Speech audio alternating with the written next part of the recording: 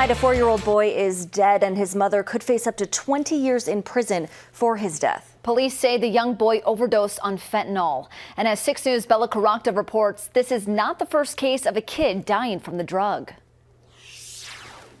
Paris Hunt allegedly purchased a light blue pill with M30 printed on it. Officials say that's a commonly known counterfeit drug laced with fentanyl. She told police she thought it was Percocet. Nobody should take anything and assume what it is. We've had overdose deaths from fentanyl that people thought they were doing cocaine.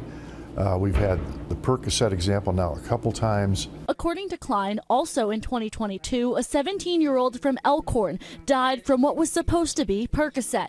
It was oxycodone laced with fentanyl. In this case, Hunt says she left half a pill on her nightstand. Her 4-year-old son, Phoenix, was later found unresponsive in their bedroom in March. He died 5 days later.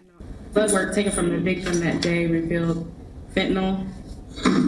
Chemical testing of the residue found on the pill bottle cap taken from the defendant's nightstand revealed fentanyl. The mom's initial appearance was today. She's charged with negligent child abuse resulting in death, a Class 2A felony. County officials say this is just more motivation to fight this lethal trend. So I think it helps illustrate the reason why we need to up our game in disrupting fentanyl dealers, making sure that our penalties are commensurate with the tragedy and the loss of life.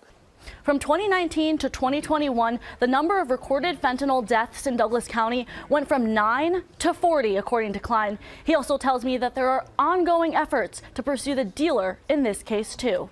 On your side, in Omaha, Bella Caracta, 6 News. Bella, thank you. Hunt's bond is set at $75,000. She's expected back in court February 8th.